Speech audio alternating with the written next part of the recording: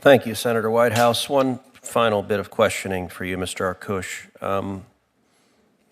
Define for this committee what homicide means.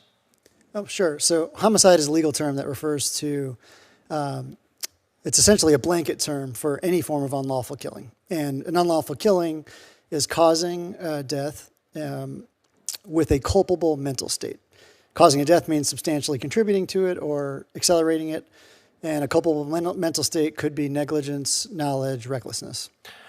So you wrote an article in 2023 entitled, quote, Climate Homicide, Prosecuting Big Oil for Climate Deaths.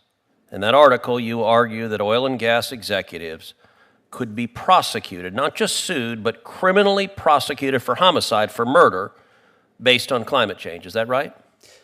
That's right. I mean, I would be careful with the wording because murder, again, is a technical term. And definitely we're not arguing that they could be prosecuted for first-degree murder. That's killing with, intent. But you want to put them in prison for homicide, lock them up, treat them as criminals, put them in. Murderers people who commit homicide get put in jails with violent criminals. And your position is this is a reasonable and rational thing that we should put the people leading the energy companies in America, producing 8.5 million jobs, we should arrest them and throw them in jail. Is that correct? It could be the case that some executives should be prosecuted in that way. Of course, you can't put a corporation in jail, so there are other remedies in that situation. But you can put human beings in jail, and presumably you'd put the corporate officers in jail. Yes, you can. You'd prosecute them for murder. So don't let there be any ambiguity. And by the way, Senator Whitehouse was really eager to make clear that you're the minority witness. You're the witness he wanted. He was eager to introduce you. I'm going to go on the record as saying that is a moonbeam wacky theory that you want to prosecute people creating jobs and producing energy for murder. Let me ask you, Mr. Arkush, how did you get to the Capitol today? So here's what I want to tell you. How did you get to the Capitol today? I took an Uber. You took an Uber. Yep. Now, was that in an automobile? Yes. Did that automobile have gasoline in it? Yes. This is very, very cute. I see where this is going. So I'm glad you think it's cute. Under your theory, you emitted carbon emissions. Yep. Should you be arrested in this room right now and prosecuted for murder? No. Why? That's not what the law holds. So tell me why, because you're willing to say the guy who sold you the gasoline should be prosecuted for murder. You're the one that benefited from it. Couldn't you have ridden a bicycle or maybe like some fairy dust to get here? The guy who sold the gas and 50 years ago knew that it was going to cause globally catastrophic damage that would cause problems for humanity. But you have... Today's episode dives straight into one of the most heated, jaw-dropping Senate exchanges you might ever hear, where climate homicide, private jets, Uber rides, murder charges, and big oil all clash in one explosive moment. Buckle up, this is wild. A Senate hearing room. Quiet. Tense. Senator Whitehouse wraps up his remarks and passes things over. The spotlight swings to Senator Cruz and it becomes crystal clear this isn't going to be a casual Q&A session. Senator Cruz leans in. He asks Mr. Arish, legal, scholar, climate researcher, to define one word: homicide. Mr. Arish lays it out. A legal term for unlawful killing. Death caused with a culpable mental state. Negligence, recklessness, and on. Cruz nods, but it's the calm before the storm. Cruz brings up an article from 2023. Climate Homicide, Prosecuting Big Oil for Climate Deaths.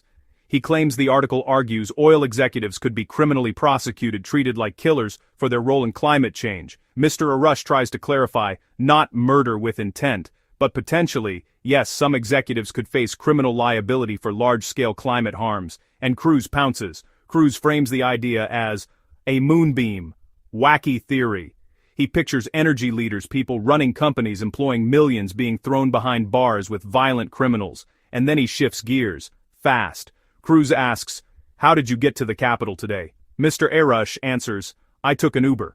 Gasoline, carbon emissions. Cruz paints a picture. If selling gasoline is homicide, if burning gasoline is violence, then shouldn't the rider, the beneficiary, also be guilty? So on mens rea, I'm not done. You have a level of culpability because you claim that the act of getting in that car was violence, it was murder, that you should be locked up. Why do you get to violate these principles in a way that you just want to lock up the person who sold you the gas, but not the beneficiary of it?